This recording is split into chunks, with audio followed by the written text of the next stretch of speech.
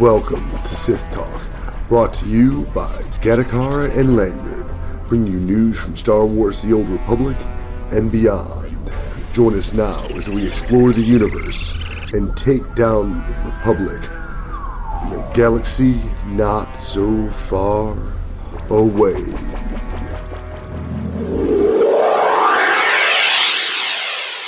Hello, everybody, and welcome to another interesting, exciting, extensive, expensive podcast of Sith Talk.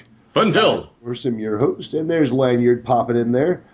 We got some news this week. We have a new episode of the Galactic Librarian. We would have had another episode of the Brutus Loremonger program. Unfortunately, the file was corrupted. I have emailed Sir Brutus and asked that he fix his technological issues and send it back, and that way we can share it with you guys next week. On the flip side, for him, it does put him a week ahead, so he can go ahead and have another episode dropped in at his leisure. Episode 30, by the way, is where we're at. Holy shit, episode 30, Jesus. Yep. Slowly but surely, we're making our way to the 100 episodes that I've been dying to see. You know, it's been a fun week for me and Lanyard. I know that I played quite a bit, still have not to assuage those who were wondering, have not sent my video card back to EVGA just yet because I had a little bit of an issue, but I'll go over that in my week. We do have some news. As predicted, they dropped patch notes and some more shit after we did our episode. So definitely have some interesting thing there. And of course, we have a base shout out that I'll do. And we ran into a rather delightful guild name this week, so I hope you're looking forward to that. And remember, guys, if you find a guild name or you find someone that you'd like to give a shout out to, feel free to drop us an email at sithtalk@gmail.com. Or if you want to, leave it in the comments on either our Podomatic or our YouTube site, and we'll be happy to throw that out there. This week was a busy week for me and Lanyard, and there was a fair amount of news, but I want to make sure we take the time, take the effort, give a little bit of shout out to the folks over at Audible using the URL audibletrial.com/Sith Talk. Will get you a free 30 days, a free book from Audible, and if you decide to, you can always drop a couple of coins in, start a monthly program of your own, and contribute a little bit to our coin for $15 a month. You get a free book, and you get the ability to shop at their drastically cut rate prices. In comparison, once again, to what I've seen on iTunes as well as what I've seen on Amazon, their audiobook selection is not only vast, but it's also fairly cheap. And when they have their $6.99 sales, you're able to pick up a butt ton of books for next to nothing, which is always a good price. But Lanyard looks a little confused, so I'm a little worried. You okay? All right. Well, we do have a lot to get going on the show. Once again, Brutus, when Joe Hagan, our buddy, or as he likes to be called on his show, in the event that you want to talk to him in game, Brutus is going to be able to have his episode submitted next week, and we should be good to go on that. Sudo is in chapter 3 part 2, so she's got maybe one or two more parts before that's over with.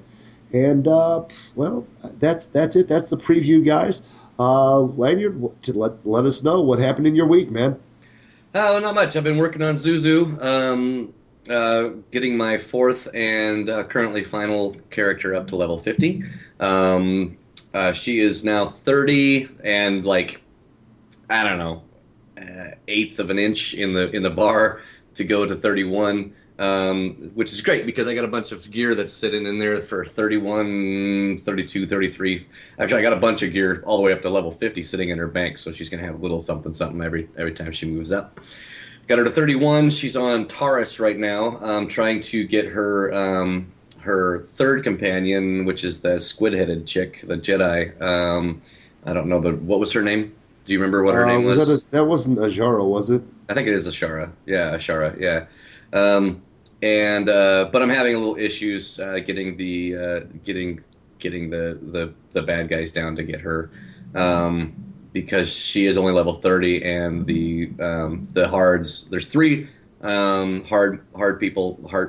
There's three hard guys in there, and they are level 34, and they are kicking my ass. So Mm. I'm gonna have to come back maybe a level or two levels into that. Which means I've got to do a couple more flashpoints, which is fine. I need to do some of those with her anyway. Make some more money. That's it. We ran with Lanyard, myself, you, and Kiwi did a pug group. We did EV first, and that was a little rough, but we got through it. Real good communication. I think we only had like one, maybe two wipes on that one. So that wasn't too bad. Got through EV, and then we said, "Hey, let's go do KP." And we did EV hard mode. And like I said, I didn't get jack squat out of there. I ran that with, actually not with Lanyard. I ran that with his father, Landry, and didn't get anything out of that. I mean, nothing for Landry, which kind of irritated me because he needs some gear. He's a montage of level 50 Ilum, a couple daily pieces. I think he's got one black hole thanks to the freebie giveaway shit they gave us. And that's it. I mean, he's got maybe I think a Chinese piece. He needs some gear. So then we went to do KP, and of course that was the first boss. Actually, did we get the first boss down with Landry or no? It was KP.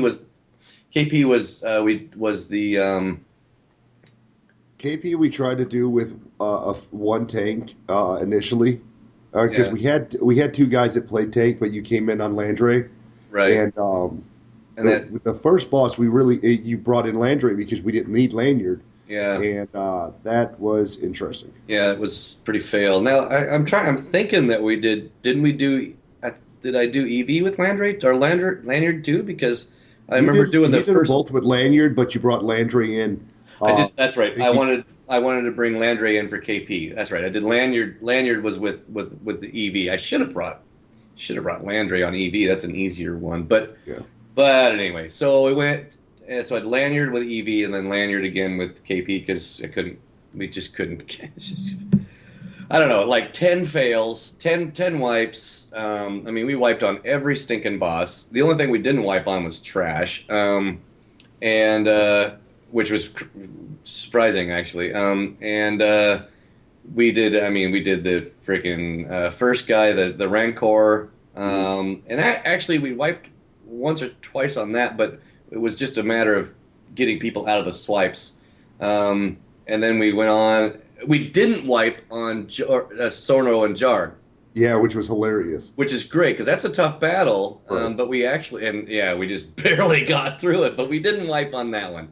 And then we went, and then it was the big smasher guy. And I think that was, I think we did 2 runs on that.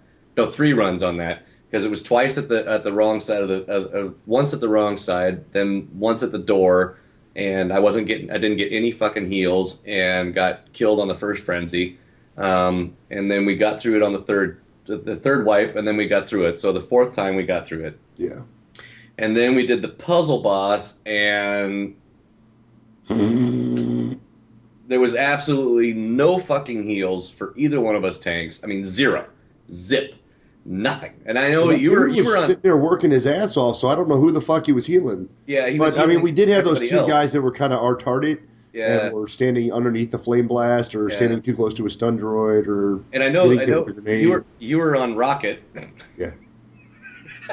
Yeah, Rocket.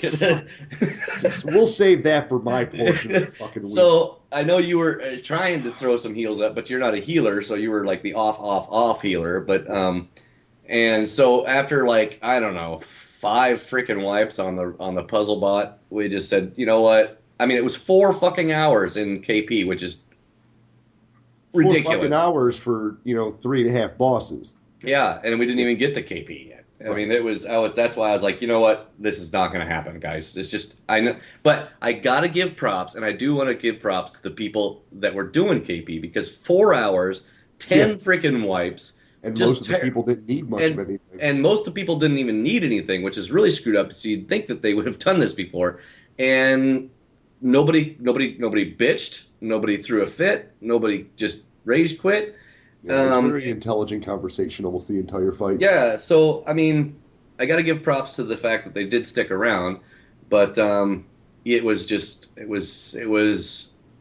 I mean, I quit Star Wars altogether after that. I was like, I'm just so burned out. I can't even focus on simple freaking tasks anymore. I couldn't even focus on doing I couldn't even do my professions. I mean, it was just like brain mush. So that was it. That's all I did this week. Only got her another 2 levels, Zuzu that is. But yeah, so what'd you do? Well, I want to start off with my lobies because I said I'd be working on those intermittently. I'm actually thinking about re-rolling Karen. I found a human design that I hadn't seen. Somewhere around the far end of the human cosmetics, there's this awesome, like, eagle-ish type of makeup right around the side of the face. Oh, the tattoo. And and I normally go with a fair amount of hair on the human females. Mm-hmm. So I'd never noticed it before. Well, I decided I'd go with the cornroll fucking mohawk, Mm-hmm. and I was trying to find some evil twisted name for her because I was going to make that my first Dark Side tune on the Republic. And I couldn't find a fucking name, so it didn't get created. But I'm re-rolling Karen. I've decided because I want to see what it's like to play on the Republic side and play as a Dark Side character. To get basically, I guess my money's worth out of it. Because I on Nolani, I've chosen to go good because she's married to Rakat as far as the legacy is concerned. Mm-hmm. They're both out just to make money as however they need to. They don't have to be evil. They don't have to be good. They can just do what they need to. Mm-hmm. Well, Nolani got to 42, nearing 43. So I'm still 3 to 4 levels ahead of the wife, which does not make her happy. But as I'm trying to level this character, that's what I'm thinking about. I got my Juggernaut Gazini to 25. Nice. Boot Jalokia is sitting at, I want to say 21. So I got about 2 or 3 levels on her this week. And then I got Hot Chocolate to 20 or 21.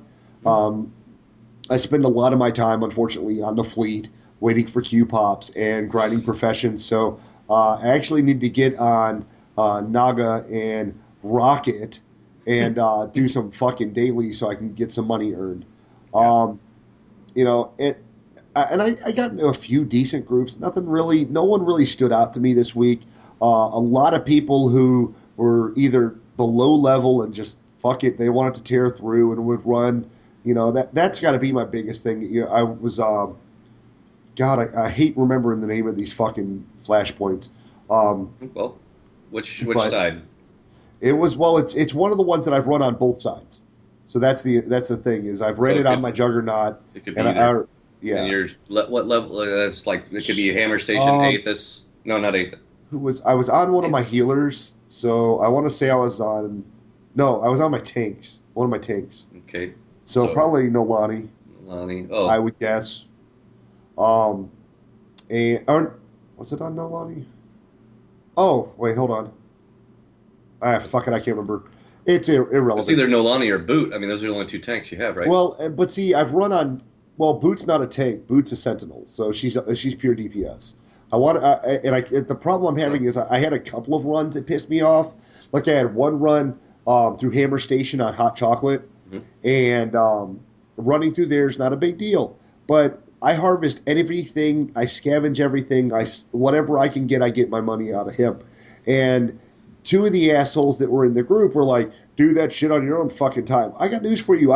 This is my game. I pay for it, fuck nuts. This is my time. And I understand. If you're in an instance, you guys trying to level real quick, you want quick runs, you don't want some guy scavenging behind you. I get that. I do. I really do. I can understand the frustration. But as I'm going through, you have the shortcut, the drill. Yeah. So instead of just waiting a second and letting me pop the drill, they just go hauling ass the other direction. I would have popped the drill and went through and just sat there and waited for him. Yeah. Well, I was tempted to beat him on the other side had I known the 2. Wave. Yeah. Had I known the 2 were marauders, I probably would have because they could have. They've got that self-healing ability when they attack, so I could have done it. Um, but I still want to say it was Nolani. I was in one of the runs, and the big problem was we got towards the very end of it, and instead of it's the boss where he jumps around to the turrets, the 4 turret sections. Mm-hmm. Sometimes he does 3, sometimes he does 2, sometimes he does all 4. Yeah. Well, one of the DPS was following the boss, and I'm like, dude, take down the fucking turrets first. Right. Right. And he was a lower level than me, so it's not likely that he was in there previously. Right. And that's what pisses me off is I don't understand why fucking people can't either pay attention to the boss fights or at least wait for the tank. I understand your time might be limited. I understand you might be 13 years old and you got to hurry up before Betty buys time. I understand that you're an old fuck and you're drunk as shit. I play the game drunk quite frequently. As a matter of fact, I refuse to do ops without beer. The wife ran out and got me beer because of I saw that. So, I understand that there's certain things that compel you to move at a speed greater than what your mind is able to deal with. Right. But, as a healer, I try my best to keep up with the tank, but I'm also trying to harvest shit from time to time. Mm-hmm. As a tank, I'm trying to move as fast as we possibly can, to keep us going through smoothly as long as it behooves the group. As a DPS, I'm just whacking on anything that you've targeted first, and I've done that too. Mm-hmm. But I never try to run past the tank. It's not my intention or my ambition to piss off the people in my group because, let's face it, we play MMOs. We are a very, very questionable group, to be nice about it. Mm. We fly off at the drop of a hat. Mm-hmm. We flip out. We rage all the time. Mm-hmm. And it's over the dumbest shit in some cases. So I understand if I'm in a group and I'm a healer, I'm trying to go at a decent pace to make sure I'm keeping up with my tank and not pissing off the rest of my group. If I'm a tank, I'm trying to move fast enough that my healer has energy or force or mana or whatever. The fuck other, right. So that they can keep me healed and not pull too fast or not pull too much and overtax the healer. Right. Just little respect things. Right. But when you have abilities, and in some of the lower end runs, you have a lot of abilities that translate into shortcuts that save you time and aggravation. So all this running through like a retard you do is not worth it. Right. I got into a run. Who was it? I want to say it was a Hammer Station. They were on the last boss, and I got on boot, and I get into a group, and there's a smuggler. He's like level 15. He doesn't have a lot of healing power. He's not real good with how he works his heals. And having the low level, operative, I understand that frustration. So they're on the last boss, and I'm like, listen, okay, dude, you need to pull the boss and then tank him against the council if you would. I said, now, dude, since you're a trooper, what I need you to do is I need you to stay at range and watch your feet. Make sure you're not standing on any grenades. I tell the healer, focus on the tank. Don't worry about us. And I ask the trooper, if we get low, either myself, himself, or the healer, please jump in and do some bonus heals. And I told the tank, just stay over by the council. I'll take care of ads. We must have had 3 or 4 good tries before even I got frustrated with it. And I was like, okay, I'm done. The healer's just not keeping up. The other 2 weren't listening. Like the tank's excited. He's thanking me all the way through. At the end of the run, he said, sorry, man, I just can't do this anymore, because he had done it for I don't know how many wipes prior. We did 6 or 7 on my, with my character there. And we came within an ass hair's width of beating the guy, but the healer couldn't keep up. The trooper just was more concerned with damage. And there was one of the pulls, he actually boned boot, which really pissed me off. He leaped towards the ads. And right when dude did the sweeping spray and blaster fire, and fucked me to hell, because I was at half health, and then he turned the boss right into me right when he did the sweeping shots. So, yeah. But I did get on Rakata, I did get on Naga. Most of what I did on Naga was just grinding of crew skills. Now, obviously, we said with Rakata, I was able to get into EV hard mode, and we went to KP, and EV was very fruitful. Rakata now has nothing less than Rakata and Rakata and Black Hole across the board. Nice. Now his weapons are 136, but I from what I hear, 136 item level really can't be exceeded unless you do nightmare modes or it's something to that effect, which kind of weirds me out. But Okay. I've gotten them off of the heroic EV runs previously, Mm. so they both come from the the Kalumi dealer. So I don't know where the fuck else I'm supposed to get weapons from. I've got a Rakat gun, I think. So I think you can get Rakat pistols as well. I think you can get Rakat weapons as well. It's just a matter of getting them to drop. I'm just yeah. It might be Unless I got mine with doing EC, but I don't remember because I know Lanny has a 142, I think, pistol. So I think it's a Rakat pistol. But anyway, Yeah, but so he's pretty much got all the gear he needs, which is really exciting for me. I was kind of depressed. Now we did have a good run on EV. We did have a fair run on KP, given the fact that one, it was a pug group. mm-hmm. Now and two, because some of the guys who had been to EV before had not been to KP at all. Right. But there were some downsides. Like we had the parser. We were running the parser, and for a group of that size, for trying to get hard modes done, even if it is a pug, a parser is a way to help everyone know where we stand. Right. Man, that boss was really close. Where did we fall apart? And the only three people that got in the parser were me, you, and Kiwi. Yep. And that's frustrating. And we already know what we're doing. Yeah. And then some of the people that got into Vent didn't actually talk in Vent, which kind of helps. I don't need a lot of shooting the shit. It shouldn't be social hour at the cantina when you're doing a raid or an op to begin with. But it would have been nice for some people to be like, hey man, can we get a quick walkthrough on fights that they didn't understand? There was a lot of teamwork, especially when we got to Bone Smasher, and even then again when we got to the Puzzle Bot. Now, in EV, that was pretty much smooth sailing all the way. Everybody seemed to get it done. I think we might have had one or two minor deaths. I died by missing a jump, which kind of sucked balls. Well, he said, come join us over here. And I'm hauling ass over there, but there's no way for me to sprint. I'm a fucking bounty hunter. I don't have a speed ability, so there's nothing for me. But I got over there a little late. Luckily, I landed on one of the platforms that you guys had to jump to, so I was able to get a stealth res out of somebody. That's right. You fell off the during SOA. That's right. Yeah, at the very beginning too, which was really cool. Either the beginning or the second drop, I can't remember. But we finished all the way through that with maybe one or two deaths tops. Yeah, I mean, Nothing I don't think. shabby. I'm trying to think. I don't even think we had a full wipe on that. And I mean, we only had we went from the 10 people we had initially to about 6. And we got 4 new ones, which is kind of what I think set the balance off a little bit, because a lot of people were already saved to KP, or they didn't have time, or they had to go to work, what have you. So when we got the KP group together, I wasn't pissed off. We had a great run at EV. I got legs and boots and all this other shit upgraded. Even took the time to run over and upgrade them for the 10-minute break we had. I started dinner, came back, and we started running KP. The Rancor was kind of a pain in the ass. I particularly had a few major issues. Because he has no aggro table, I found myself tanking the motherfucker consistently. And my shield has like a 2-minute, 3-minute cooldown. So it's not like I could pop that for the swipe. Yeah.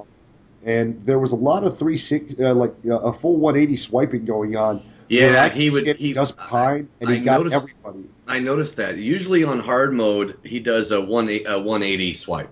So he'll swipe from all the way from one side all the way to the other. So anybody that's in front of him, it's a 180 swipe. But I noticed that he was doing right in the middle of his swipe. He would change his aggro. Yeah. So that would do a full 360 swipe and just wipe us all. And I'm like, what the hell? That shouldn't happen. And it was doing it. And he was doing a full swing. And I noticed that was happening, and I'm not sure if they changed this. A lot of the problems that I saw, and it's not just the boss mechanic itself, it was a lot of people that would get targeted, and then they would run behind him when he did the swipe. Right. And it would actually smack the group. Swing him around. So it was more collateral damage than anything else, and that's what kind of pissed me off. Is like, okay, you're the target, fucking stand still and take this. Which is why Kiwi was having to call out who's targeted, because apparently they didn't notice that they were targeted. So a lot of people, if they're DPS, they don't run the target to target. No, they don't. If You're you're a right. healer and a tank, you always do, because as a tank, you need to know what the boss is focused on. Right. In this case, guy's got no aggro table. You're kind of shit out of luck. Yeah. So you Um, have to call. You have to, so here's a little hint for you for doing him, especially on hard mode, and yeah, most likely on nightmare as well. Um, that's a if you're targeted with the Rancor, and he's about ready, if, stand still. Don't frick unless of course you're next to the ledge. Stand still, because that way everybody else can get behind the Rancor. So when he does a swipe, he only hits you.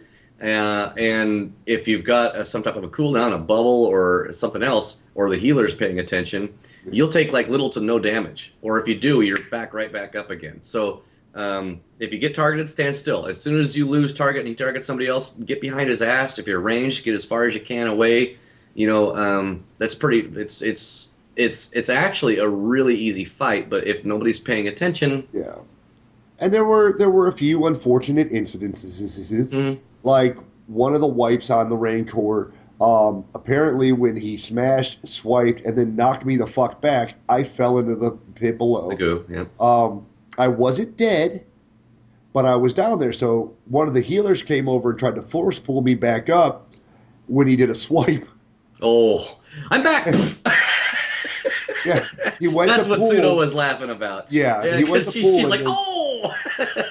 yeah, and he went to pull me up, and as soon as he got to the edge and had me targeting, and I saw him channeling the spell, knockback both into the Both of you both of us guys. into the toilet. Like, son of a bitch. And then the pull on him when we did take him down, I was actually I actually fell off, and I hadn't died yet. Yeah. It took like a couple minutes. Like I was standing in this one awkward position where I couldn't die, and then I eventually did. Well, I had my target up, and I took Kiwi's a spot and started calling it out because people just weren't fucking paying attention. Mm-hmm. Now, and the worst part is the most boring fight in the world is sitting dead on the other side of a platform you can't see, so you're just hoping people are listening, and you're calling out one after the other of these people. Oh my fucking god! Well, that's what I was doing with Landry when I kept getting killed, because he's weak. I mean, he's got nothing, so he'd die fairly quickly. And when I was doing the Rancor with him, I was trying to stay basically just the fuck away every time. And as soon as he spotted me, I was dead. So I was doing the same thing. I'm laying there dead. I'm like, okay, since I'm not really concentrating on anything else and I'm just watching the fight, I can now start calling like as if I'm just the referee. Okay, so-and-so, you got it. So-and-so, you got it. Stand back. Get out of the goo. The pig's up. Get, the food's up. Get the red guy. That one battle we did, the food dropped and we happened to be right there. I mean, that's where the food dropped, picked it up and ate it. I was like, oh, you gotta be fucking. So he got both pigs, because then the second pig dropped, and as soon as he dropped, he ran straight to the middle I've never seen. I was like, whoa, because usually they stand there for a few seconds. Well, and that's what we're used to on regular mode. Yeah, but he just dropped and ran straight into the middle, and I was like, phew, and he picked it up and ate it. I was like, oh man, we got. The funny thing was we were doing okay. We really were. Yeah. But the problem was that when people got targeted and he went for the swipe, they ran between their legs. Between legs, yep. And that's what would fuck people up. He would turn around and he just fucking mash us all. Yeah. Or a healer would be too close to the edge and the swipe would go off and he'd get knocked off the edge. Just a rather large series of unfortunate stupidities. Yeah, Soa and Jarg, or Soa and Jarg. Sorno and Jarg, that was actually pretty easy, although I was a little right there at the end. I was like, oh, we're so fucked, because we had shitloads of DPS on Jarg and nothing on Soren. I kept going, dude, we're at 50%, and then I go over to Jarg and I'm like, he's only at 15%. We need some fucking damage. So that was the funny thing. There were only two of us DPS and Kiwi on Jarg. Yeah, and he tells us to slow down because it was an advanced pyro bounty hunter and me, which I'm well, I don't even know what the fuck I'm called. I'm a tracer spamming nerd. Right. So, like, it's the two of us. The remainder of the raid is on the other boss. Yeah, I know. And We're well, just see, dying. the thing is about with Kiwi though, even though he's tank, he does some serious fucking damage. Whereas Lanyard does great for keeping threat and takes a hell of a beating, but does I'm poking the person. I'm calling the guy names. I'm not doing any damage. So I can hold the aggro and I can take the shit. I can take a hell of a beating, but you've got to have somebody on with doing. And all I had was a couple of marauders, and they were. They were throwing fly swatters at him. So well, I mean, it looked like some epic action on that side, but you guys we weren't doing anything. What is it? He told us, he's like, everybody. He's like, switch at 20%, switch at 20%. And yeah, I had already switched over because I was like, okay, well, he'll be able to get it to the 20% marker without me. Oh yeah, I mean, and it was like, and then I think at the very very end, you got carbonized. I got carbonized. And nobody was taking the carbon bot down. I'm like just sitting there going, and Kiwi's yelling, "Get the carbonizer bot! Get the carbonizer bot!" I'm like, yeah, that'd be nice, because he's running both, trying to hit both tanks. And then as soon as I got uncarbonized, it was my turn to hit the interrupt on the heels. Yeah. And I was clear across the stupid room. I'm like running. Somebody finally got in there and popped him. I mean, it was like because if he had healed, we'd been fucked. So I was like chest beating on that one. So that one was fun. That was a good battle. And then we did the Bone Thrasher. Yeah. Or Bone Crusher or whatever his name is. I thought it was Bone Smasher. Yeah, Bone Smasher, Thrasher, big motherfucker with no nutsack. Yeah. big ass crack though, man. He's got a hell of an ass crack. What I was confused by was like the dude was telling me that corner was telling us that corner was a good spot to take him at. Kiwi did it last time we did it. Kiwi did it right there, and it was beautiful because then you could see the ads running across, and the off tank could pick up the ads away from the rest of the group, and then you hold them there, and the rest of the group just turns around and AOE's the fuck out of them and heads back to the boss, and it was actually worked out really well. So. That's why I was like, "Do you want to do it here again?" And he's like, "Yeah." And of course, he had me tanking it there. But then the healer said, "We can't target him to heal." Well, it wasn't that we couldn't target you to heal because I could target you just fine. Okay. The problem was that because of where you died, we couldn't pull you back. I was in the wall. Yeah, and my battle res was not working because it said I couldn't target you. Because literally, when he smashed you, your ass flew into the fence. You were at one with the barbed wire. But the fucked up thing was, like they were somewhat healing, but the one guy, he was really overgeared. He said he was only in there just because he really wanted to complete it, whatnot. I think there was something in there. Yeah, because he had never completed KP. And guess what? Still didn't. Still didn't complete it. But the big thing with that was I noticed a couple of things. I should say I noticed a couple of things. But just a few. Yeah, I mean, out of the 5 tries, I think it was roughly 5 before we got him down. Mm-hmm. The first one was when they smashed you into the fucking wall. That sucked. Yep. The second one was because we were having trouble with the aggro of the boss versus the ads and people placement. Mm-hmm. The ads would go everywhere because he tried to AOE. Your threat generators wouldn't be up or off cooldown. Mm-hmm. And so Kiwi couldn't get the ads fast enough. The ads had spread all over the place. Yeah. People were so focused, and a lot of this, it was Melee. Melee was so focused on killing the ads, they wouldn't pay attention to this big fucking red circle that meant the rock from God was about to smash you in the face, and they would eat it. I mean, don't get me wrong, I ate 1 or 2 myself, but I was smart enough. I told the guys, if I eat one, let me heal. Yeah. I'm a bounty hunter. I can do this. Yeah. So I would take time and heal myself for a second and get the fuck out of the zone. Right. But a lot of people were getting hit with the rocks. A lot of people were standing in the dust. And then it was just all around stupidity. Yeah. Now, I think it was the 4th attempt. I was fucking with Kiwi because I was having to off heal you because the other healer had run out of the super geared healer had run out of force. Juice, yeah. And he's like, "Ooh, Dad, I almost caught you." And I had like 250,000 damage, but I'd also done over almost 100,000 in heals. Mm-hmm. And my tank. I mean, my character is geared for for Right. DPS, not Not healing. heals. And it was 2 spells and rapid shots. Okay. Um, yeah. Oh God! Don't die! Don't die! Right. You know. And so of course, I was okay. Well, fuck you. Well, then the second run, the final one where we actually did take him down. Yeah. Um, that one I did 350,000 damage, and I only did 40,000 heals. Well, But I was still backing up, and that sucks because it means that not the one of the two healers either didn't manage his cooldowns right, mhm, or was just making it taxing on the guy who was geared. yeah. And Well, I mean, I'm not trying to give those guys shit. They no, did they a were. great job. Yeah. Some of them stayed with us from EV, and we didn't die in EV, so obviously it wasn't too bad. Right. I think that bot got us like once, but that was a coordination I think issue. so it was. Yeah. The thing about that is I was so used to doing KP with like complications. Yeah. Okay. And the last KP I did was actually with a pug group, and it was on the looking for group, but I was with Squeeza. So, anyways, with Lanyard, so I'm used to tanking that. I've tanked it before. I know all those fights very well, and now since thanks to the run with Squeeza, I know how to do the puzzle boss. But I mean, as far as the puzzle goes. Right.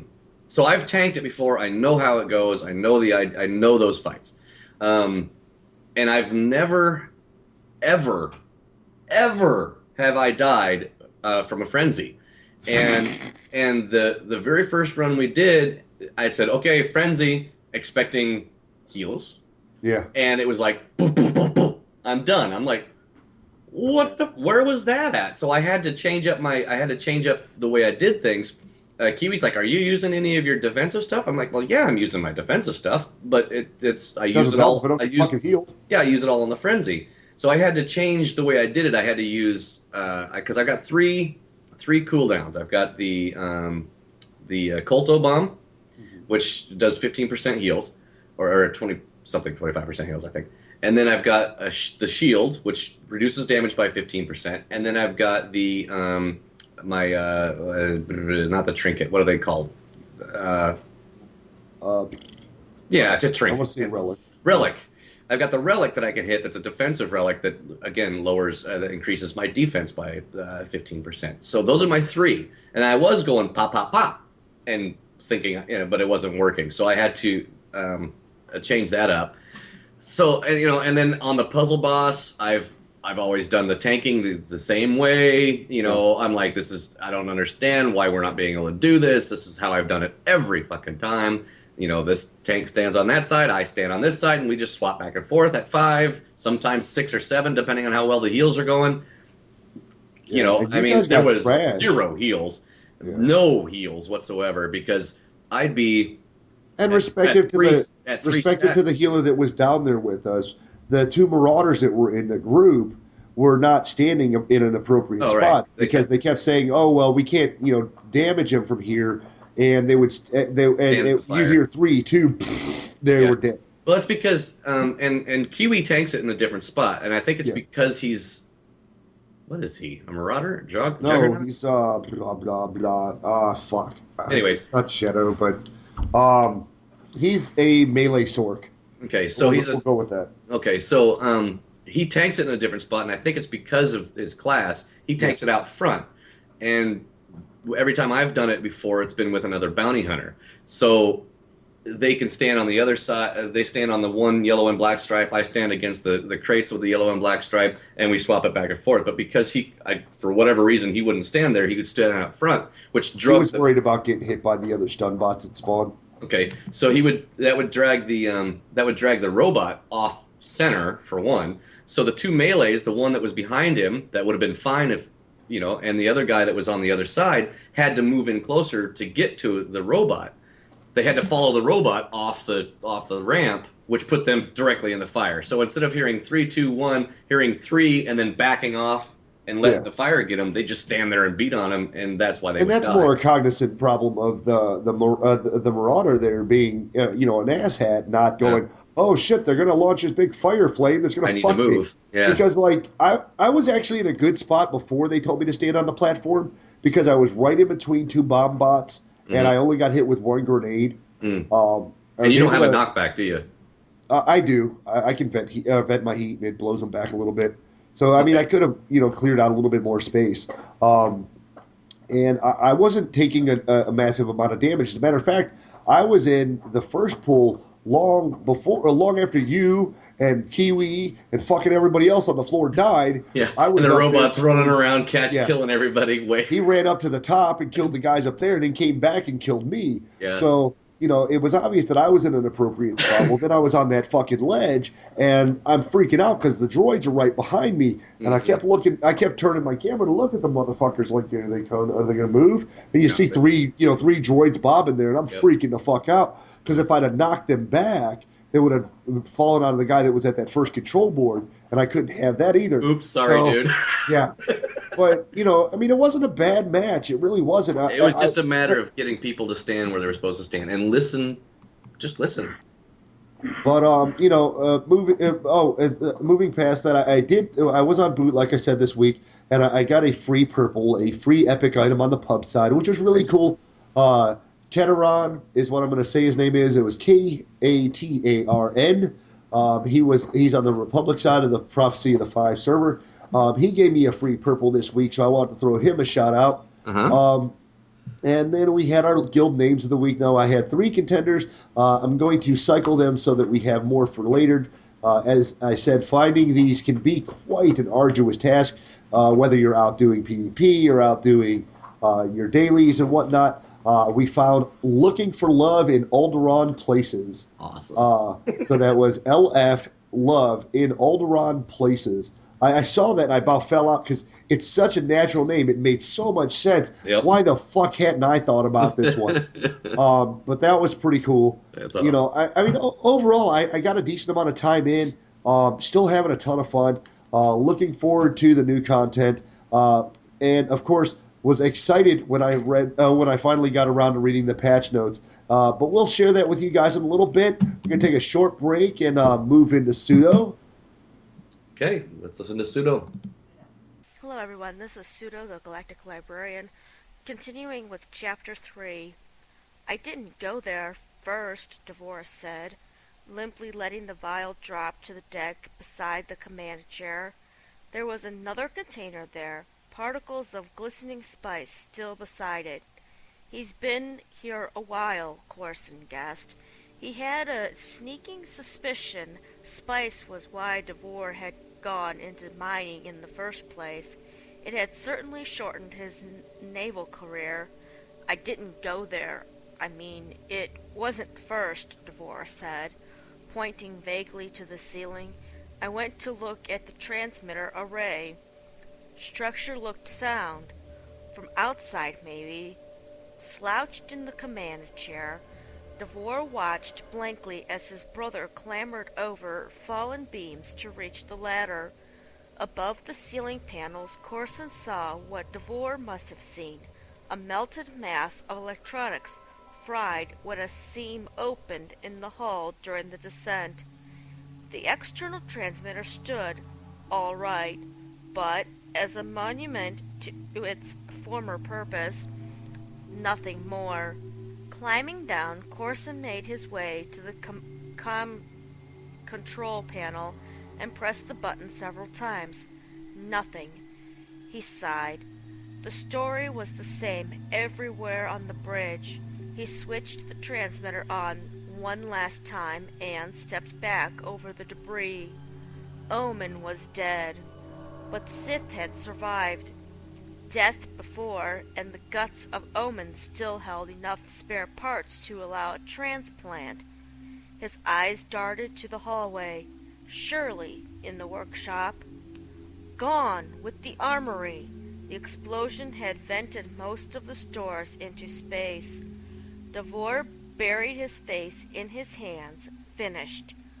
Corson wasn't.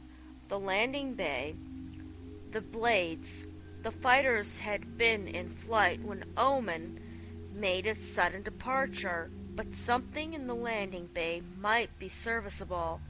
Forget it, Yaru. The deck was crushed when we hit. I couldn't even get in there. Then we'll cut the ship down, deck by deck, and fabricate the parts we need. With what? Our lightsabers? Devore rose, steadying himself against the armrest. We're done. His cough became a laugh. The Lanyard crystals offered the Sith power, just not the kind to operate a distress beacon, a receiver, or even the celestial atlas. Where are we? Are here, Yaru. We are here, and we are out of action. Out of the war. Out of everything. We are out of it. You're out of it. Corson climbed into a hallway and began rummaging through cabinets, looking for something that would help those below. Unfortunately, Omen had been outfitted for a deep space mission.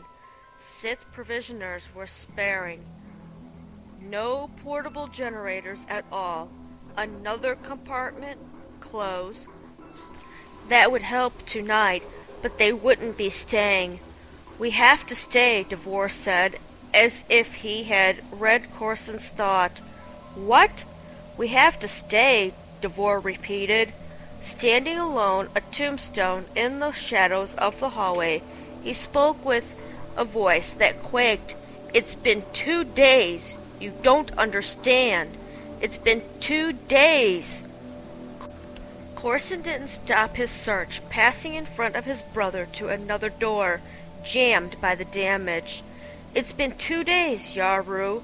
Naga Sudo will think we ran away to take the Lanyard crystals for ourselves. He'll blame Sayez, Corson said, remembering. Naga Sudo hadn't fully trusted the fallen Jedi who captained the Harbinger. He'd asked Corson to keep an eye on Sayez to report back. When he did, if he did, Corson fully intended to explain how the Harbinger had lost control, how the Harbinger had struck the Omen. With any luck, Sudo had Harbinger already. Corson released the door handle. He hadn't seen what happened to Harbinger after the collision, but it was a safe bet that Sudo would have the crippled Harbinger already, and Sayez, sitting there with only half the shipment of the Lanyard crystals and unable to deliver, would be bargaining for his life, saying anything about the Omen. He would sing harmonies the Kahil would be proud of. Corson looked down the hallway, back at Primus Galud on the station. You met with Sudo, didn't you? Devore shuffled. To discuss the Lanyard operation. You weren't discussing something else, like who should command this mission? Devore glared at him with bloodshot eyes. That look again. Okay, everyone, tune in next week for the continuation of Chapter 3.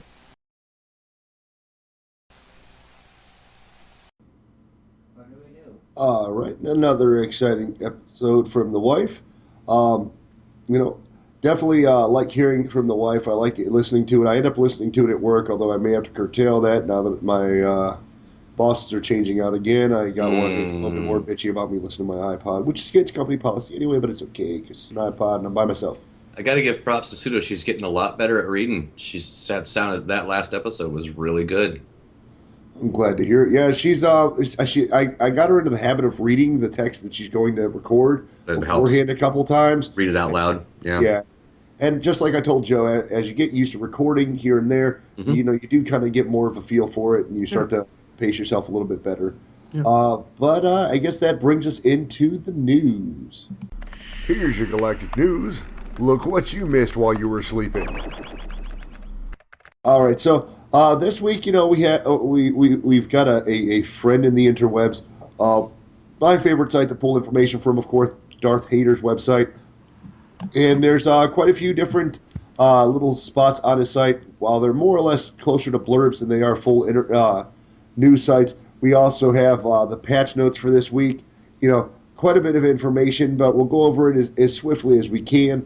I was excited to find out that we had the patch notes this week because they actually went ahead and fixed some shit that we bitched about on the last show, which was definitely good. So I'm going to cover the patch notes first.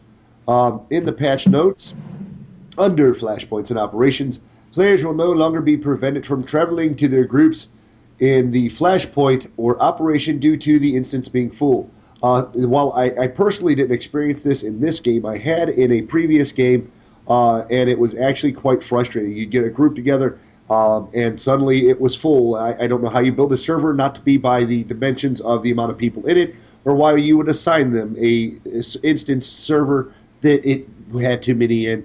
Apparently they fixed the fuzzy logic on that, so good to them. Now there is one that we bitched about quite heavily, and was a dictator as to where I was going to level Karen at. When I talked about that previously, I said I was going to make her DPS, but I was going to make her caster DPS. I was a little worried about that because I didn't want to end up getting queued as a healer. Mm-hmm. Well, kids, Group Finder was fixed sort of again. Group Finder retains a character's role selections when joining or leaving a group. Well, good time. Now, the only caveat to that I did notice is if you log out and log back into the game, make sure you check your role because it does, from time to time, flip still there. But other than that, not too bad. The idea of being able to go to PvP and then still be queued as a healer or a tank or a DPS and then get back into the next run like that made me infinitely happier than the idea of being queued as a tank and getting stuck as a DPS because all I know how to do is hold aggro and all I'm going to do is piss off the guy who gets assigned tank, assuming he wasn't DPS in the first fucking place. Or getting sent in as a healer when you don't have any healing spec at all. Yeah. Under General, we got the event outfits, that being the Rat Ghoul Containment outfit and the Sand People Blood Guard outfit now bind to Legacy instead of on pickup. So if you did buy those previously, you're not worrying about the character you used to have and you figured it was cool, so you're going to store it. You can now take the mods out or take the mods that you've put into them out and send them off to one of your buddies or one of your other characters as long as, of course, they're in Legacy. Muse vestments no longer clip incorrectly with character head, so vestments will fit appropriately, which is always a good thing. And one that almost made me cream my shorts. Helmets, circlets, masks, and visors now display correctly on Maraluka characters hiding the Maraluka mask. Thank you, God. I was actually scared by this when I logged in on Gaz, and I'm like, what the fuck? Why do I have a helmet? Why is he wearing a headpiece? Because I'd hidden it. Yeah. And when I logged into him, he had it on. And I went, what the fuck? And Crystal goes, didn't you read the patch notes? I said the same thing. Didn't you read the patch notes? I don't read them till the show. I like it to be interesting.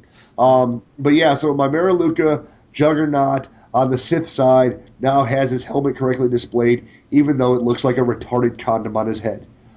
So there you go, guys. Maralukas can officially start wearing your headgear and see it, which is a nice change of pace. Although I would venture that people who play certain races on the other faction are probably hiding their head slot because they want it to be known that that's the race that they chose. But on certain characters, really, like my Juggernaut, I wanted the head pieces to be there. I don't intend on showing them all the time.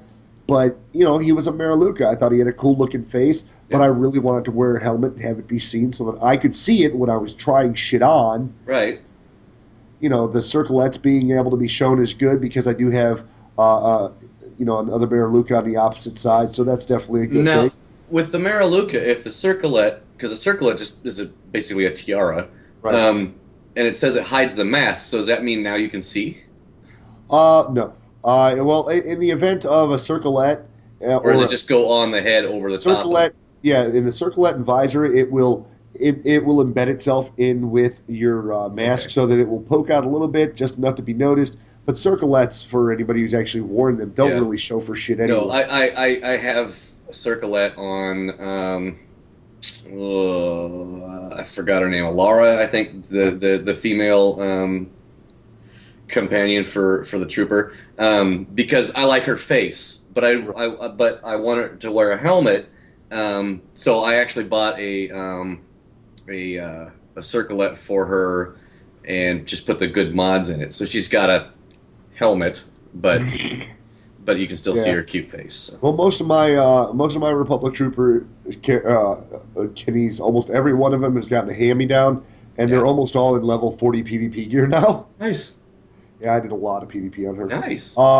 Now here's one you and I were at odds with. I'm not sure I like this. I'm pretty sure I don't, because legacy names are no longer unique. New legacies that are created are now able to use a name that is already in use on the server.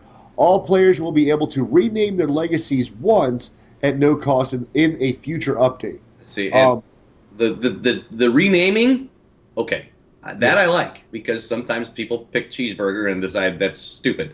Yeah. So that's fine. But the whole you no longer have a unique name shit, that's wrong, because now people might pick up my legacy, which I'm not going to even tell you anymore, and people are going to think that that's my tune, because they're looking at the legacy thinking that it's, that's, Lanyard. No, and I think that's wrong. I'm not related to that person. I don't, he's not in my fucking shit. And hey, so legacy names are going to be able to be. So now if somebody else has the same legacy, and does that mean that they can now mail shit to other people with the same legacy? I mean, dude, that'd be fucked up. That's fucked up. I go to send my shit, I misspell Zuzu. Let's say I put 2 Z's in it by accident because I'm typing too fast, and I send it to the Zuzu, with the same. That's okay. I'm sorry, but this is one of their stupidest, because there's what purpose does this serve? Well, I do understand the idea of. I'm hoping that your presumption of it interfering with the legacy system in general and the mailing of said items. I'm hoping that doesn't happen. And I understand the idea that you want to be able to accommodate everyone in a legacy name, but what you end up having is the same issue as if you allowed for characters that no longer have unique names. You have a lot of people that end up typing in the same name. So then looking up your buddy now becomes 10 times harder. Yeah. Now, of course, in this case, it's legacy name. So if someone ran by and they were like, well, I'm a big fan of Dedekar, I'm going to use a Dedekar legacy. Or like Kevin had a dude when we played WoW who was a big fanboy, and he wanted to be, he wanted to have Kevin let Kevin know who he was. So he gave himself the name White Sword. Which of course pissed Kevin off. Yeah. And then he deleted the character and named it Son of White Sword. Okay, sort of okay. But if you had a legacy name and your legacy name then becomes something of interest to someone else, and they haven't chosen the legacy name yet, they can then use that legacy name no matter what. Now, I would understand, I do understand the idea that if someone is in the game, doesn't play on their game, doesn't play on their account, and they have a legacy name that you would have liked, it keeps them from having to remove that guy's legacy name so that you can get it as it being like a dormant account. Because there was the thing in WoW, if you had a name you wanted and someone was basically sleeping on it and hadn't logged in weeks, you could actually have that person's name reset to garbage, and then you could use that name as for your character. In the legacy name system, I understand, everybody has, let's be honest, we're gamers. Everybody has almost identical interest.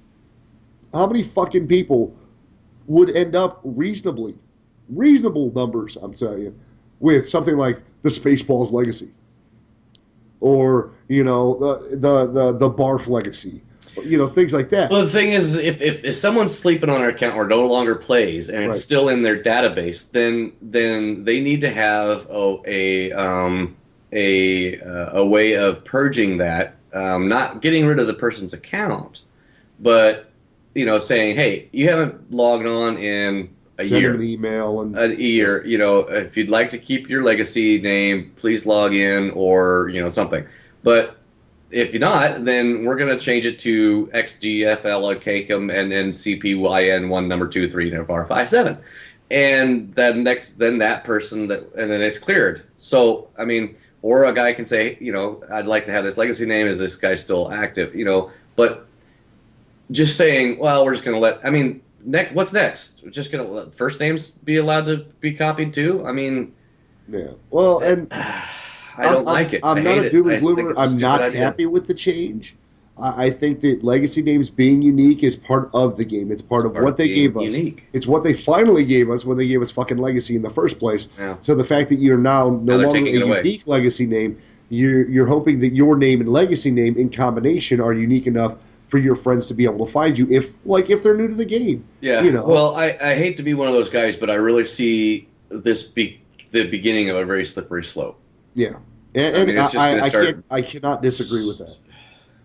Now, the idea that, if you chose a legacy name that was kind of meh, you're one of those people who I can't set in a legacy name. I'm sick of getting the fucking prompt. Right. Okay, I'm going to have the no name legacy, or I'm going to have the hot pants legacy, or I'm going to, like my wife, she wanted the marshmallow legacy, or she wanted the marshmallow legacy. She wanted the Spaceball legacy. She tried for the Spaceball 1 legacy. Yeah. Some of those names are copyrighted, so it makes sense maybe that they wouldn't be able to use them. Yeah. In other cases, they're guild names, okay.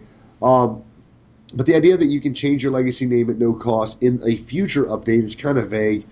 Presumably, once again, it's something that they're going to throw in there because it says at no cost. Yeah.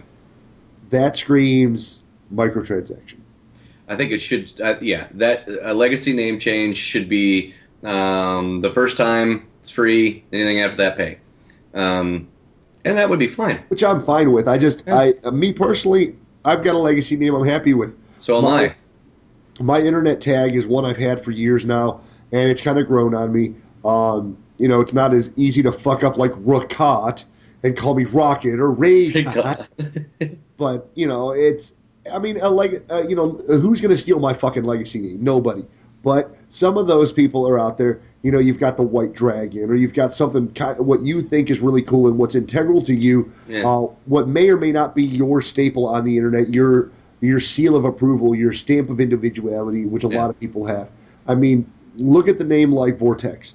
Vortex 93. Poor Vortex. My buddy Corey, he's been Vortex in just about every game. He's put a number on it at the end of it, or, when he's had to. But he went to go in and get Vortex. Well, now, what if Vortex Legacy is what you want? Now, 10 other guys are going, oh, I fucking love Vortex. Or we've got buddies Frog and Frog X and Frog X2. Mm-hmm. They're brothers. What happens when someone comes in and they want to be the Fat Ninja Legacy? And there's already 3 other guys with the Fat Ninja Legacy. Your individuality is, as far as I'm concerned, is really stunted. Mm-hmm. And that's, to me, that's ungrateful. We've stuck around through a lot of bullshit. We support the game, of course, because we still play all the time, and we ask that others continue to play, or jump back in when it goes FTP if that is your notion. But I think having a lack of unique legacy. Now, I will say this: it's not terribly relevant currently that you're going to run into someone on a regular basis with the exact same legacy name. Mm-hmm. Being that so many people have chosen some rather unique legacy names. Mm-hmm. However, when the day comes that the game goes completely free to play, and those of us who are optioning to continue paying for a monthly entrance fee, as opposed to paying for perks through the credit system, or the whatever the fuck I can't even remember what they called it, the retarded coins. Yeah. But when that day comes, you're going to have a lot more people playing the game, and a lot more people with the likelihood to choose a legacy name that you've already gotten, or you've been sitting in forever. And for those of us who are tenured members of the society, I think it is kind of a slap in the face. And I don't throw that phrase around a lot. Legacy names. My legacy name is unique to me. I appreciate the Datakar legacy. The Datakar legacy for me, I'm not to RP this shit up, because you guys know how much I fucking hate RP. But for me, Datakar was a character that I carried in SWTOR. He was one of my warriors. I gave him that name. Was my hunter in World of Warcraft. I played on that character for 7 years. I played Call of Duty. My Steam name is Datakar. My combat arms login is Datakar. I've got a Datakar and a Gazini on that one.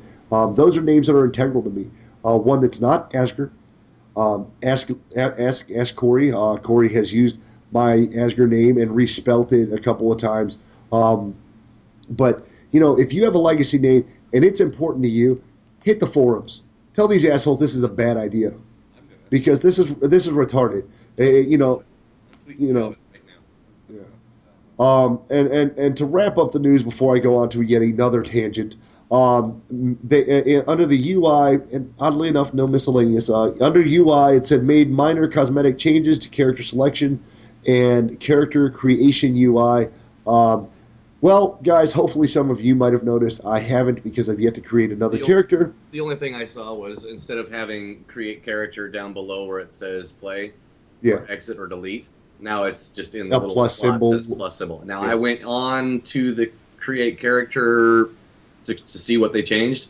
I didn't see anything. So unless it's like a hairstyle that they added or makeup. Well, the only other thing I can think of is it had a situation where at the top of the screen it shows like your role, your story, and some adjunct type character information for your class and race combinations. It did say something about like what your racial would be, which was interesting because I had chosen what was it? One of the racials is inspire loyalty, so it makes everybody cheer. And I said that's retarded. I'm not making that class now. All right, so under the remainder of the news, we've got a couple of other blurbs here from over at DarthHater.com. The party Jawa wins flawless victory. It may not be a surprise to everyone, but the little party Jawa won the vote and is on his way to subscribers when free-to-play launches. If the release from BioWare was, BioWare and LucasArts are excited to announce that the Party Jawa has won our fan voting contest. Over the past month, Facebook fans have had the opportunity to choose a favorite item to receive as a reward for the Star Wars Old Republic when Star Wars Old Republic launches the free-to-play option this fall. Although it was hard to pick a favorite, Party Jawa won by an overwhelming majority. The Party Jawa celebrates a character status as a veteran of the galaxy with a unique and fun animation. The Party Jawa will be awarded to current and previous subscribers as of August 1st, and who are active subscribers when free-to-play launches, which I think is actually kind of an adjunctal thing. I don't remember that being in it originally with the active as a free-to-play. I do remember the up to August 1st subscribers, so the wife and myself and Lanyard, of course, will all be getting that. So is that basically just saying everybody's getting one? Everyone, if they were original subscribers, and if they have active accounts when the game goes free to play, not after, but when it launches. Okay. So up until we'll say, and I'm still sticking to the idea of November. Yeah. When free to play launches in November, if you're paying to play the game before that launch, you will get the Party Jawa. So basically, if since I'm a subscriber and have been since pretty much day one, then if I decided for whatever reason to cancel my subscription and wait till free-to-play came up, I would still get it because I did pay before then. Right. But if I had never played Star Wars and I was waiting for free-to-play and I waited for free-to-play to launch and then started my subscription, I get nothing. Okay, I just wanted to clarify that. Which is perfectly fine by me. Yeah, because yeah. Well, if the time comes, the time comes, my good sir. Under some of the other news, now this was one that Lanyard had talked about previously because he didn't. There's so many spells, you're never sure what you want to utilize. You're always wanting to utilize more and more of them, or if you've got a multi-button macro mouse, then you've probably got 15, 20 keys. You want to be able to utilize all of them. If you're using a gaming pad like Lanyard does, then you want to be able to utilize more bars, more quick bars coming, slots coming. Of course, no date. But 3 days ago, they said more quick bar slots are coming. While it may not be the biggest news, you may remember us hoping for more quick bar slots to come to SWTOR. Well, they're on their way by the end of the year. Yeah. According to Allison Berryman, I talked to Damon Schubert and asked him this question, and he let me know that additional quick slots are in the works and are slated to make it in before the end of the year. I don't have specific timeline, but it's something that we have plans for, which is good. I like to know things that they have plans for. Quick bar slots, maybe not the biggest fucking deal for everybody. Right. I would kind of. This is kind of me being doofy me, but I'd like to see something. There was an add-on that allowed for you to completely re-modify your quick bartender. No, this one went far beyond bartender. Oh, it was something like it was button master or some retarded shit. Oh, because I know bartender was pretty into versatile. A circle. Oh, you could turn the shit into a circle. Well, that'd be so awesome. You could have however you want.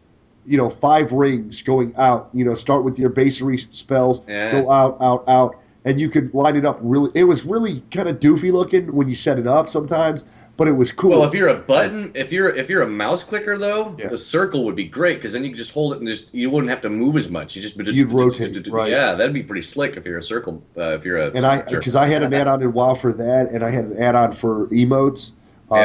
There was a wheel of death for emotes, so that you could just spin your wheel and be able to do that. And then let's see, there was a Game Breaker interview, and one more I'm going to cover. But Game Breaker interview with Gabe, and I'm not going to say the last name because I tried doing it before the show, and I came out with Amatalangela. But he said he happened to be at PAX, and Game Breaker was available to grab him for an interview on Star Wars: The Old Republic. During the interview, Gabe fielded everything from layoffs to PvP. The most noteworthy item to come out of the discussion was the mention, like in our recent interview, about a new World PvP event. Gabe says that it was one of the last features. We tried to PvP being one of the last features that they tried to tackle before the launch, and when we're launching a major MMO, emergent issues arise and resources had to be pulled from it. It was unfortunate, and we were never able to get Ilum to the design spec that we wanted, which we all know Ilum was failed. Mm-hmm. At least the PvP zone was. It says at this point we are wanting to do an event that revitalizes it, so that maybe they're not giving up on Ilum this time. It's something that they're going to add in later or adjust later. It says it'll have something to do with an alien race crash landing into it, and we're targeting for a January time frame, which is when update 1.1 happened this year. So they're trying to line it up as to basically when they killed Ilum. Now, we joked about this before the show. We were both thinking, what game has aliens that crash land and suddenly are part of the world? Space Goats, Draenei. And we both agree it would be nice to see Space Goats because they have an awesome set of hindquarters. I think that'd be just freaking awesome. I think that would just be, especially if it was a Blizzard collaboration. It was actually the Space Goats that landed. That would have been. You go into Ilum and all of a sudden you see a fucking Space Goat there. Little did we know that when we launched from Azeroth, thinking we were heading home, we crashed into Ilum. Fuck, what are Jedi? Little did we know that Ilum actually stands for Bantapudo. Yeah. But it's interesting that they're thinking about revitalizing that area. The alien crash landing is kind of goofy, considering a whole fucking universe full of aliens. Well, the last time we had aliens crash landing, we had the Rakul plague. Yeah. Well, I did tweet. I've got Javeth on my tweeteth. Yeah. My tweeteth. I got Javeth. And so I here a while back, I tweeted both. I put towards SWTOR and towards Joveth or Javeth or Joveth, however the hell he says his name. I said, hey, an in-game calendar would be a freaking awesome idea. That'd be really nice. And Javeth actually tweeted back saying, we do have it in, it's on our list of things to do, but we don't have it as a priority. We're working towards this new launch of the free-to-play. he never said anything about whether it's going to come out in 6.4 or if it's going to if it ever plans on coming out. But he did at least respond to it, saying that it's on the list of things to do. How far down that list is, he never said. So all you people that are wanting to set up raid times and events or certain things for your guild, you still got to do it by Google Mail or or however the hell you guys are doing it. I don't know. So Yeah. there you go. That's my one interaction with SWTOR this week. But I mean, it's it's cool that they're still trying to put shit together, and responding a little bit here and there. And last but not least, I believe, let me double check. Yep, under my news, I had one that was kind of interesting. Last week we talked about Peck and Paul and how he had given us what class changes they were going to make and how they were working with Resolve and how they were going to do stuns and so on and so forth. And once again, and I know for those of you who are math deficient, this probably won't help, but I'm going to do it anyway. The link is going to be in our on our show notes. So if you want to take the time and reread it yourself, you're more than welcome to. But I'm going to try to blaze through it as fast as I can here. It says BioWare responds to the questions on the recent developer blog. As you saw on Tuesday, Austin Peck and Paul's developer blog on class changes and balance went up a bit of contention on the official forum. With that, the community had plenty of questions to ask BioWare, and BioWare was more than happy to respond with a few examples on how the new system works in comparison with the old system. With the old one, just for clarification's sake. Allison Berryman comes in and she says, they say to consider the examples under the new system. Example A, player stuns target for 4 seconds. 1 second after that stun is applied, player B applies another 4-second stun. The target is controlled for only 5 seconds. Under this example, player A stuns the target for 4 seconds, effective control 4 seconds. The enemy gains 800 resolve. Okay? 1 second later, player B hits him with another 4 second. The total control time of being only 4 seconds, the enemy then gains another 200 resolve. The enemy gains a full 1,000 resolve for being controlled for only 5 seconds. The resolve gain is 200 per second of a stun. So almost instantly immune again. Mm-hmm. Example B, a player stuns a target for 4 seconds. After the 4 seconds after the stun is applied, player B hits him for another 4 seconds. The target is controlled for a duration of 8 seconds. Mm-hmm. Under this one, it says player A stuns the target for 4 seconds, effective duration 4 seconds. Enemy gains 800 resolve. 4 seconds later, player B hits him again with a 4 seconds, 4 second duration.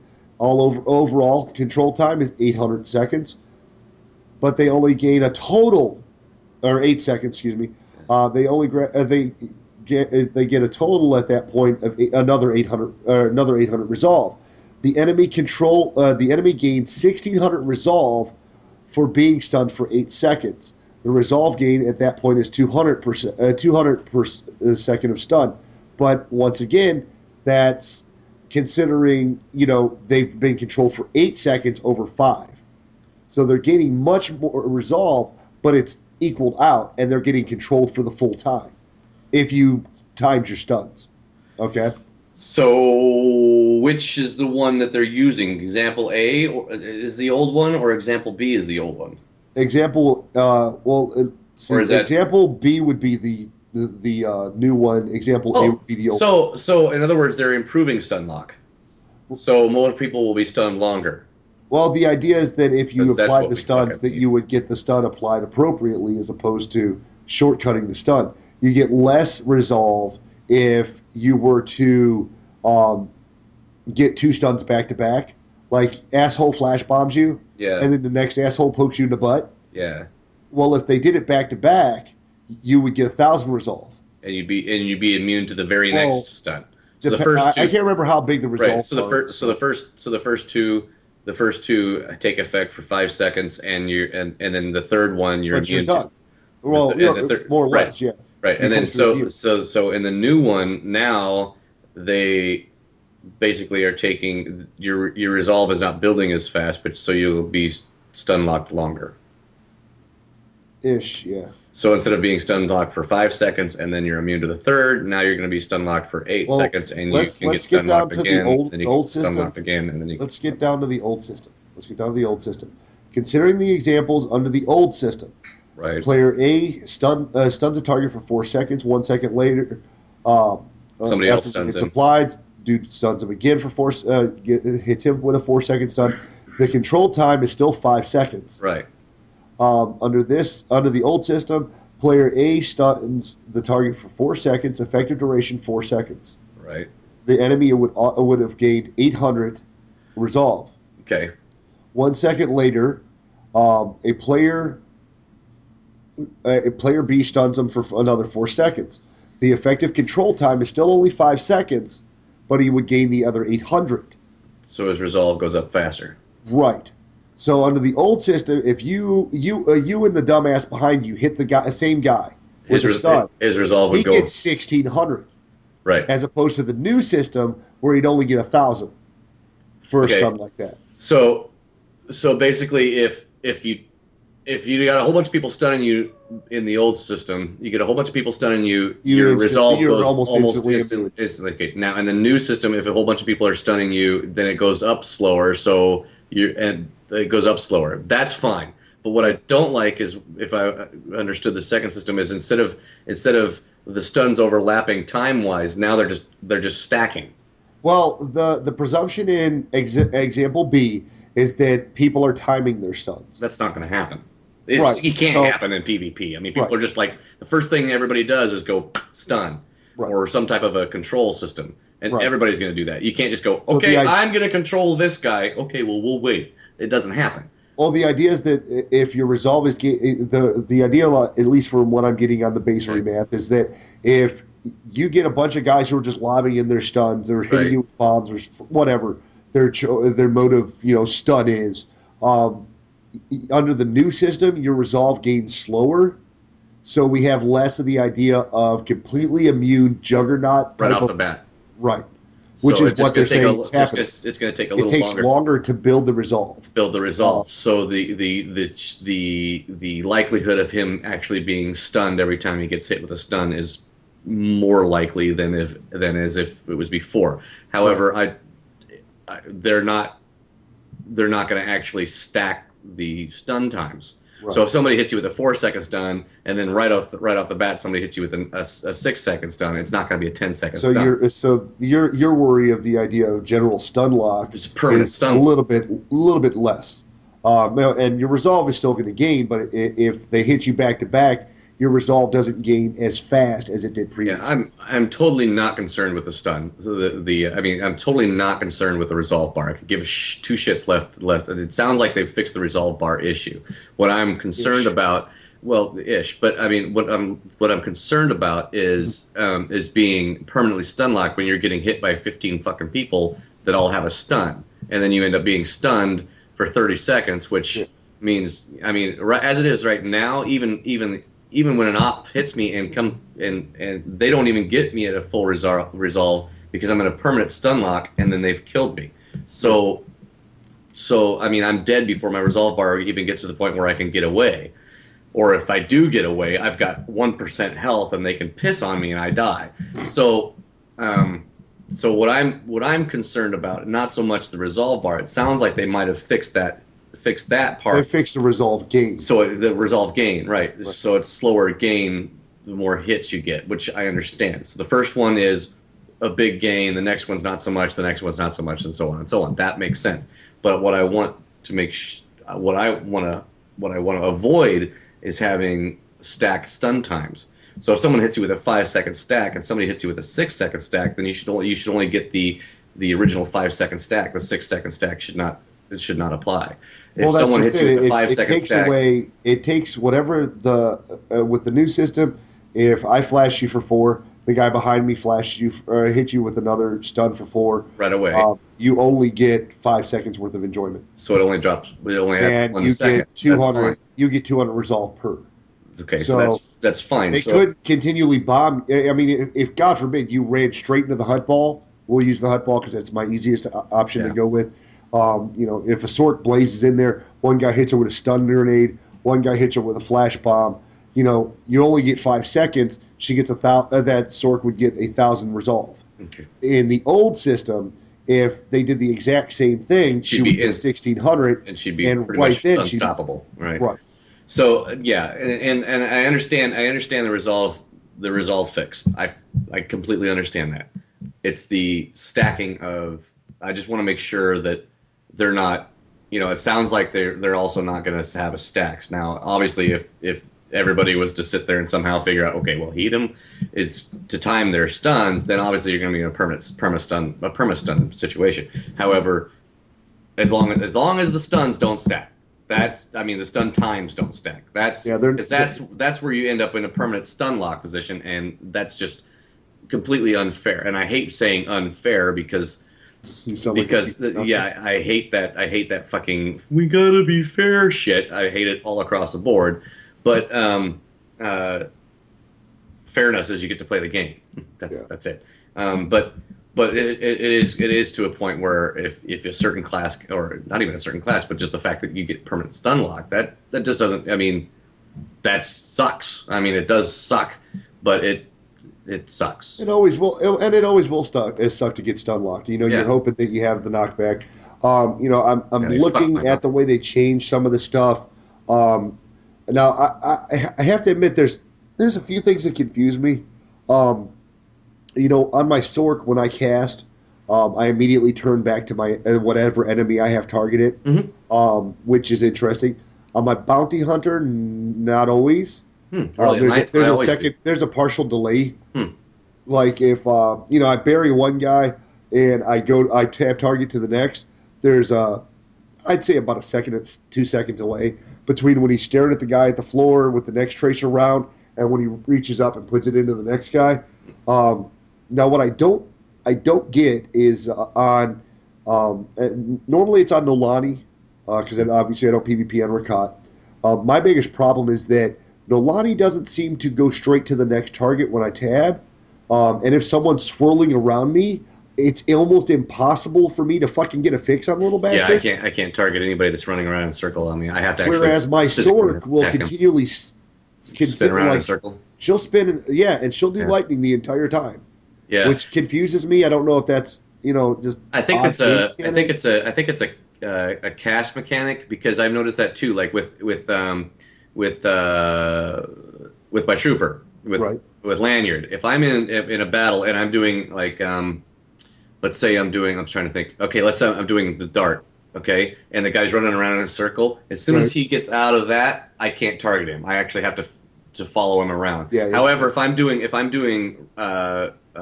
rapid shots or something, unload, I'll follow him because it's a what do they call that where the bar's going down, that type of cast.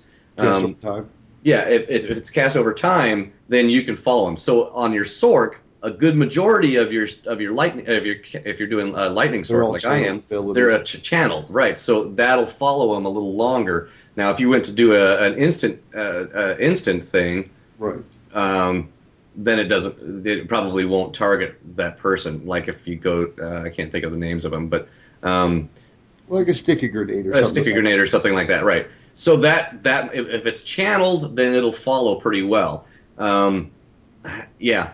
So yeah, I know where you're talking with that. Well, which is still better than any other game that I've played because sometimes it won't even fall. You have to literally you have to literally turn your character to face for it to do anything, which is kind of a pain in the ass. I mean, and don't get me wrong. WoW was the same way, unless you were doing channel. But but once you get used to the way SWTOR does it, when you go to some other game, you're like, what the fuck? I gotta turn to face him? What the hell? Why doesn't he just automatically face the guy? Yeah. Well, and I mean, and don't get me wrong. I mean, I take utilization of the exact same aggravating thing on Yeah. my character, and I utilize it against other people. I mean, on my Sentinel, I've got, as everybody knows, I keyboard. I'm not a macro guy. I don't mouse turn very well, but I have found ways to do what you guys do with a mouse with my keyboard, Yeah, yeah. while still utilizing my You attacks just with hit my three mouse keys clicks. at once. Just Right. and And so I will continually circle someone and whack at them, and they go through the same aggravation as I do. So of course I get a little enjoyment out of it. But as I always say to you, if you hate the fact that someone gets you, make Learn that it. class and learn how to do it so Yep. that you can go out and take some of that frustration. Or So I honestly think learn that's how the to case. avoid getting into that situation. Well, You know, I as always soon as thought a that guy was the runs case. up on you, throw some type of a CC and then get the fuck away from him. You know? Well, I used to tell people, if you hate rogues so much, make one. That way you can get on your rogue and gank the other guy, Yep. or you get out, or at least, get on your or if nothing else, you learn the rogue enough. For instance, I made a rogue originally in WoW to learn how to kill the son of a bitch because I wanted to know its weaknesses. So I said, okay, well, how do I fucking do this? And then I ended up loving the rogue, and I made like 7 of them. So the only thing I didn't like was the paladin because there was no fucking weakness. So I said, well, screw this. So. Well, me and my when we were leveling up, and a lot of people have been doing this, on the spaceports and shit like that around the way. A lot of what I see now is the basic idea. If you like PvP and you want to figure out a mechanic, group up with a buddy of yours and go and go one-on-one with one another. Me and my nephew would consistently, like I was on a hunter and he had a rogue. Hunter rogue were always arch nemesis. One's really fast, one's kind of slow and lumbering. Yeah. One's ranged, one's obviously not. So with the exception of recent patches, there was nearly nothing you could do to keep a rogue off of a hunter. But through the combination of traps and knockbacks and things that you learn over time, Learning how to do it. me and my nephew would be able to gank a hunter much better. I'd be able to pop a rogue really quick. Yeah. And that's what we battled against each other for. With my hunter, I had what was it called? Survivability before they fucked that up. And so what I would do is a rogue would pop in, and I would do even if he stabbed me from the back, I would instantly do what is that called where you jump backwards? Disengage? Disengage. I'd instantly disengage. I'd drop a freeze trap, disengage, and he was instantly frozen. And then he turns around and I hit him with the slow dart, and then I hit him with a sleeper dart. I mean, it's just you just have to learn how to. It might take some time, but you figure out the tricks to how to go against every class. However, I did learn. I did learn that with the disengage that you want to make sure that there is ground behind you when you disengage. Nothing like a suicide jump. Yeah. But I look forward to the change and resolve. I want to see more of this expansion. I want to find out what they're going to give us when free to play drops, and it's going to take time, but I'm sure we'll see it here in the future.